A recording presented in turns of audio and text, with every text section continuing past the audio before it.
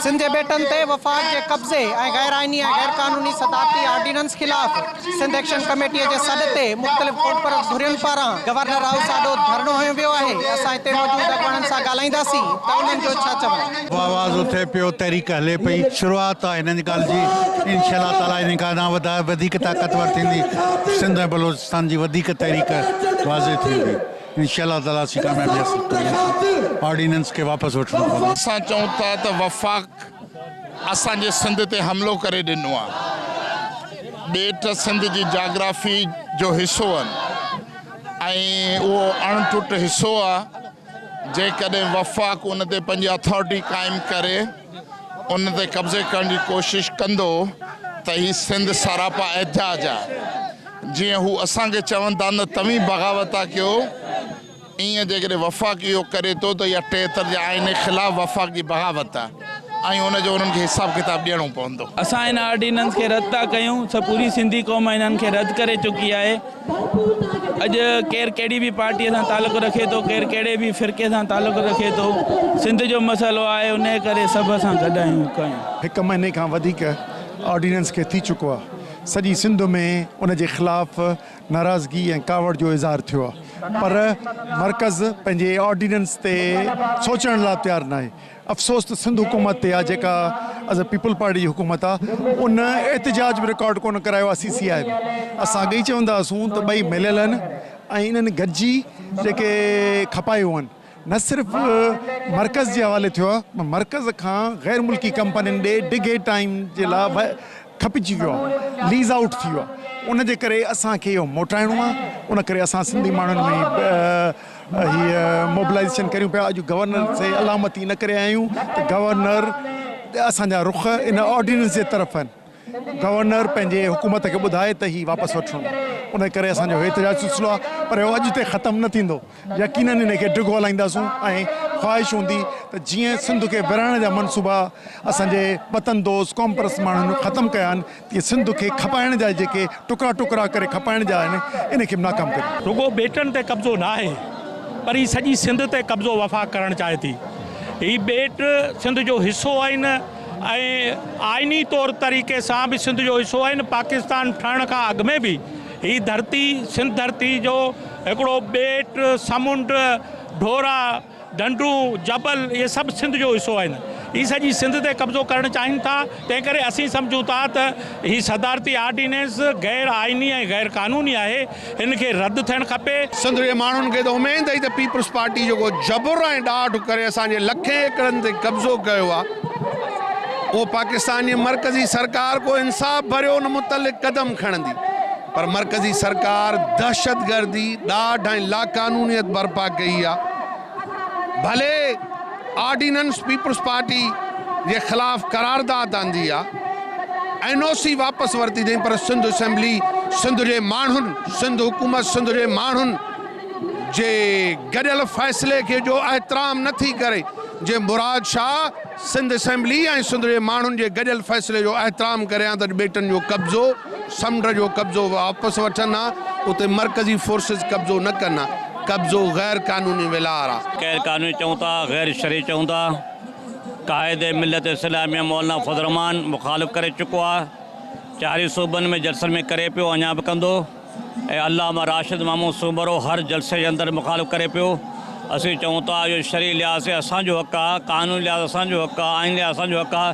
महिरबानी करे इहे जेका तव्हां ठाहियो पिया, इनखे फिलफोर अॾावट बंदि करियो, वरना असां सिंधी माण्हू पाण पंहिंजे हथनि सां इनखे ॾाहींदासीं, पंहिंजी जान ॾींदासीं, लेकिन ॿेट ठाहिण कंहिं सूरत में कोन ईंदासीं। समूरी क़ौम परस्त धुरियूं इन मुतालिबे ते गॾु थियूं आहिनि त सिंध बचायो, ॿेट बचायो। इन पॉइंट ते अॼु सिंध जा लखे माण्हू गॾिजी इहो मुतालिबो कंदा त हे न सिर्फ़ु रुगो असांजे ते कब्ज़ा कनि था, पर अवाम जे वोट जो तक़दस पायमाल कनि था। अवाम जे वोट ते चूंडियल असेंबलियुनि खे बाईपास करे सदारती ऑर्डिनेंस जेको जंगी हालतुनि में पास थींदो आहे, उहो पास कराए असांजे मथां बरबरियत नाफ़िज़ कनि था। असांजी डेमोग्राफी चेंज करण लाइ हिन क़िस्म जा ड्रामा कनि था। जेके बेट आहिनि उहे असांजे हद में आहिनि। अहिड़ी 12 नाटिकल जेको इंटरनेशनल कानून आहे त सूबे जी हद आहे। 12 नाटिकल खां आहे त 4 नाटिकल बि न आहे, त हिन क़िस्म जी तव्हां दहशतगर्दी था करियो। इहा ॻाल्हि नाक़ाबिले बर्दाश्त आहे। असांजी वसीलनि तां विथ था करियो कब्ज़ो ख़त्म करियो। सदर जो आइनी जेको हिन ऑर्डिनेंस जारी कयो आहे उहो गैर आइनी आहे, मज़म्मत लाइक़ु आहे, उहो वापसि वठो।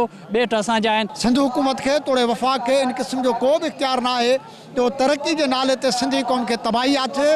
असां पंहिंजा ॿेट, पंहिंजा बाग़ मकान, हाणे त हैरत अंगेज़ ॻाल्हि इहा आहे त खारे छाण जे माण्हुनि खे चवंदा त खारो छाण ख़ाली करे वञो। असां चवंदा त वफ़ाक़ी इख़्तियारनि खे इन क़िस्म जो को बि इख़्तियार न आहे त ॿेटनि तां सिंध जे माण्हुनि खे बेदख़ल करे उतां लॾाए ऐं उते नाजाइज़ अदावतूं ऐं कब्ज़ा करे। तंहिंजे करे इन क़िस्म जी जेका प्रैक्टिस आहे बंदि थियणु खपे। इतिजाज उन वक़्तु असांजो जारी रहंदो जेसि ताईं ऑर्डिनेंस वापसि नथो वरितो वञे।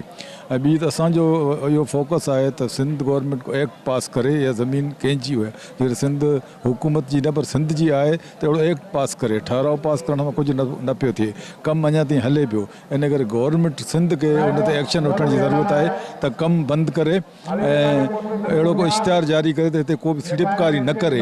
सीड़पकारी करण जी सूरत में उन्हनि खे नुक़सानु थींदो। सिंध गवर्नमेंट जी ख़ामोशी ख़ुदि हाणे करारदाद खां पुठियां उन्हनि जी ख़ामोशी ख़ुदि सवालिया निशान आहे। हीउ ॿेटनि वारो जेको मामिलो आयो को नओं न आहे, 2006 खां ॿेटनि ते कमु हले पियो। त माना सूबाई ऐं वफ़ाक़ी हुकूमतूं हिक ॿिए सां लेन देन करे ऐं ज़मीनुनि खे माना सिंध खे नीलाम कनि पियूं। ऐं इन में वफ़ाक़ बि ओतिरो ई दोहारी आहे ऐं सिंध हुकूमत पीपल्स पार्टी बि ओतिरी ई दोहारी आहे। अॼु सिंध जा जेके बि सिंध दोस्त तंज़ीमूं आहिनि उहे सभु गॾु थियूं आहिनि ऐं उहे पैगाम ॾियनि पियूं सॼे सिंध खे ऐं सिंध दुश्मननि खे त बाबा कुझु बि थी वञे सिंध जी अवाम इहो कॾहिं बि क़बूल न कंदी, कंहिं धारे खे आबाद करणु कॾहिं बि क़बूल न कंदी। जेको सिंध जे ॿेटनि ते कब्ज़े करण जी हिकिड़ी ऑर्डिनेंस ज़रिए कोशिशि कई पई वञे, उहो सिंध जा बाशऊर माण्हू जेके सॼी सिंध खे लीड था कनि, मुख़्तलिफ़ समाजी सियासी ऐं पार्टियूं, सत फोरम बाशऊर माण्हू अॼु हिते गॾिजिया आहिनि ऐं मुसलसल हिकिड़ो तसलसल आहे गॾिजण जो। अॼु बि हिकिड़ो सिलसिले जी कड़ी आहे त जिन अॼु सिंधी क़ौम हिते गॾिजी करे वफ़ाक़ खे ऐं उन्हनि धुरियुनि खे जिन जी सिंध जे मिल्कियतुनि खे ॾिसी करे गिग थी किरे, उन्हनि खे मैसेज आहे त सिंध तव्हांजे पीउ जी कोन्हे ऐं हिते को बि गैर आइनी गैर क़ानूनी क़दम हीअ क़ौम बर्दाश्त कोन कंदी। असेंबली मौजूदु आहिनि, बेतमादी जो इज़हार आहे नेशनल असेंबली ते ऐं पंहिंजो असेंबली ते पार्लियामेंट ते ॿिन्हिनि ते जेको आहे बेतमादी जो इज़हार आहे। ऐं उन करे हीअ फ़क़ति ॿेट न जहिड़ो सिंध ते डायरेक्ट जेको आहे कब्ज़ो आहे जंहिंजो को जवाज़ कोन्हे। उन करे हीअ एहतिजाज आहे, इहो एहतिजाज जारी रहंदो। सिंध जो को हिकिड़ो इंच बि कंहिंखे नाजाइज़ कब्ज़े तौरु न ॾिबो। असांजा ॿेट था खपाइनि, असांजूं ज़मीनूं भुॻड़नि मुठ ते ॾेई छॾियूं आहिनि। DHS सिटी ठाहियो, ॿिया नवां शहर कराची जा ॾियो, असां कराची फुरण था चाहिनि। असां कंहिं बि सूरत में जेसि ताईं हिकु बि सिंधी हूंदो तेसि ताईं असीं पंहिंजे हिन वसीलनि ते कब्ज़ा थियण न ॾींदासूं। हीअ त कराची हींअर गवर्नर हाउस जे अॻियां धरणो आहे, पर असांखे जिथे बि वञिणो पियो, इस्लामाबाद वञिणो पियो, जेल भरियो तहरीक हलाइणी पई, असां हिननि जे जेलनि कोड़नि इन्हनि खां असीं कोन था डिॼूं। ऐं सम्झां थो त सिंधी माण्हुनि ॿेटनि ते वफ़ाक़ जे गैर क़ानूनी कब्ज़े खे रद्द करे छॾियो आहे। 1 नवंबर ते हैदराबाद में लखे सिंधी माण्हू गॾु थिया हुआ। अॼु गवर्नर हाउस जे अॻियां लखनि जे तइदाद में सिंध जे पुटनि ऐं नियाणियुनि गॾिजी इहो वाज़े करे छॾियो आहे त ॿेट सिंध जी मिल्कियत आहिनि। तंहिं करे ॿेटनि ते वफ़ाक़ जो कब्ज़ो मुकमल तौर ते गैर क़ानूनी आहे, गैर आइनी आहे। सिंध जा ॿेट, सिंध जो समुंड, सिंध जी जाग्राफी जो इंच जेको आहे उनजा वारिस ऐं मालिक सिंधी आहिनि। उन ते जेकॾहिं का बि वफ़ाक़ जे तरफ़ां हिन क़िस्म जी हरकत थींदी या असीं सम्झूं था त पीपल्स पार्टी हिन में सिधी तरह मुलविस आहे। पीपल्स पार्टी, PTI, वफ़ाक़ परस्त धुरियूं जेके बि आहिनि उहे सिंध जे विकिरे में मुलविस आहिनि। उन्हनि खे रद्द करण जे लाइ अॼु हज़ारनि जी तइदाद में सॼी सिंध मां क़ौमी कारकुन सिंध एक्शन कमेटी जे सर ते गॾु थिया आहिनि ऐं असां हिन सॼी जेको आहे सो वार्ता खे रद्द कयूं था। वफ़ाक़ खे ख़ासि तौर ऐं सिंध हुकूमत खे असां ॿुधाइण था चाहियूं त जेके ई ग़लति फ़ैसिला कनि था राति जी गुंधाईअ में सिंध जी क़ौमी मिल्कियत, क़ौमी अहसास आहे जंहिंमें असांजा ॿेट आहिनि, इहे ॾिंगी ऐं भंडार ॿेटनि खे भॿाइण लाइ जेको सदारती ऑर्डिनेंस हिननि रखियो आहे, असां हुनखे मुकमिल रद्द था कयूं। असां गवर्नर खे ऐं सदर खे ॿुधाइण था चाहियूं त जल्द खां जल्द इहो ऑर्डिनेंस वापसि वरितो वञे, न त सिंध जो समुंड जेको आहे हिकिड़ो उहो ई निकिरी चुको आहे ऐं उन्हनि खे ईअं न वेहण ॾींदो, इहे फ़ैसिला न करणु ॾींदो। सामुंडी ॿेट उहे असां सिंधी माण्हुनि जो जा जियापो आहे, मोहाणनि जो जियापो आहे। इन सां जेको आहे सो हज़ारे लखे माण्हू जेके इन से बेरोज़गार थींदा। ही वफ़ाक़ जेको आहे सिंध ते मुकमल कब्ज़ो करणु चाहे थो, कॾहिं कराची कमेटी जे नाले ते त कॾहिं वरी सरदार ध्यान ऑर्डिनेंस जारी करे बेटनि ते कब्ज़े जे नाले ते त कॾहिं असांजो पाणी बंदि कयो थो वञे, कॾहिं असांजा रोज़गार खसिया था वञनि, कॾहिं धारियुनि जा कटक घुराए असां सिंधी माण्हुनि खे अक़लियत में तब्दील करण जी साज़िश कई थी वञे।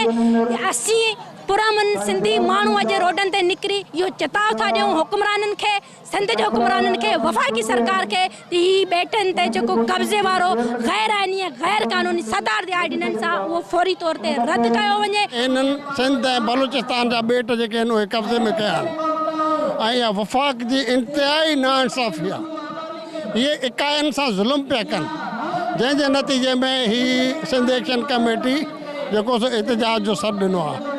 ॾिसो, असीं कंहिंजे ख़िलाफ़ न आहियूं, पर असां पंहिंजे हक़ जे लाइ आवाज़ बुलंद करणु इहो ज़रूरी सम्झूं था ऐं वफ़ाक़ खे खपे अहिड़ा कदम न खणे। कराची जा रोड रस्ता भरियल आहिनि, नियाणियूं ॿार एहतजाज पिया कयूं त असांजे पाणी, असांजे वसीलनि, असांजे बेटनि ते कब्ज़े करण जी असां इजाज़त कंहिंखे बि नथा ॾियूं। कानूननि ऐं कुदरती तरह ही बेट, ही ज़मीनूं, ही जबल ऐं हितां जो पाणी सिर्फ़ु ऐं सिर्फ़ु सिंधियुनि जो आहे, न त सिंध कंहिंजो बि हक़ न आहे। वफ़ाक़ी हुकूमत ऐं सिंध हुकूमत पंहिंजी साज़िश तहत मिली भगत करे जेको बेट 270 किलोमीटर बेट खपाइनि पिया, ॿाहिरि जे कंपनियुनि खे ॾियनि पिया ऐं ऑर्डिनेंस ज़रिए जेको सदर पाकिस्तान ऑर्डिनेंस आंदो आहे उन ज़रिए सिंध खे पंहिंजी जागीर सम्झनि था। इहा हरगिज़ थियणु न ॾींदासीं। हीअ असांजी जिदोजहद उन वक़्त ताईं जारी रहंदी जेसि ताईं ही पंहिंजो ऑर्डिनेंस वापसि न वठंदा ऐं पंहिंजे बेटनि जो कब्ज़ो ख़तमु न कंदा। ही को यतीम खानो कोन्हे जो रातो विच माण्हू कंहिंखे प्लाट तोहफ़नि में ॾेई छॾे, जंहिंखे वणे उहो जेको आहे सो ज़मीनूं ॾेई छॾे, जंहिंखे वणे जेको आहे सो बेट रातो राति लिखी ॾेई छॾे। सो इहो कतई कोन थींदो, इहो हुनजी भुल आहे त को असीं सुतल क़ौम कोन आहियूं, असीं सुजाग आहियूं। तव्हां ॾिसी रहिया आहियो, ही को पहिरियों एहतजाज न आहे सिंधियुनि जो, जीअं थींदा रहंदा आहिनि। इहे इलाही कब्ज़ा जीअं सिंध थिया आहिनि, त इन वजह सां असां हिते जमा थियल आहियूं। जीअं जेको ऑर्डिनेंस जारी कयो वियो आहे त इनखे रिजेक्ट कयो वञे ऐं इहो असां ईअं थियणु न ॾींदासीं। अॼु इहो वचन थियो आहे त असां सिंध जे इंच इंच जी हिफ़ाज़त कंदासीं, पंहिंजे बेटनि जी हिफ़ाज़त कंदासीं, पंहिंजे ज़मीननि जी हिफ़ाज़त कंदासीं, पंहिंजे दंगनि जी हिफ़ाज़त कंदासीं ऐं पंहिंजे वसीलनि जी हिफ़ाज़त कंदासीं। ऐं अॼु दुनिया खे इहो असां ॿुधायो त वफ़ाक़ भले ऑर्डिनेंस कहिड़ा बि हणे पर हाणे सिंधी सुजाग थिया आहिनि। असां सिंधी लखां सिंधी बार बार गॾु थी इहा पुरमन जदोजहद जारी रखियो वेठा आहियूं ऐं इहो जेसि ताईं आरिफ अलवी जो गैर कानूनी, गैर आनूनी, गैर इख़लाक़ी, गैर शरई ऑर्डिनेंस वापसि नथो थिए, सिंध ॿिए फेज़ में मज़म्मत शुरू कंदी ऐं रोड रस्ता बंदि कंदी। सिंध खां जेका बि रसद थिए थी पंजाब ॾे उहे दग बंदि थींदा। एहतियात में शरीक अॻवाननि जो मां ॻाल्हियूं ॿुधियूं, हुननि जो चवणु आहे त जेसीं ताईं ही गैर आइनी सदाती ऑर्डिनेंस वापसि वठी बेटनि तां कब्ज़ो ख़तमु न कयो वेंदो त उन्हनि जी जदोजहद जारी रहंदी। कैमरामैन फराज़ मीरानी सां गॾु आरिफ नाइज, अवामी आवाज़ TV, कराची। विज़िट कयो अवामी आवाज़ मीडिया ग्रुप जी वेबसाइट awamiawaz.pk।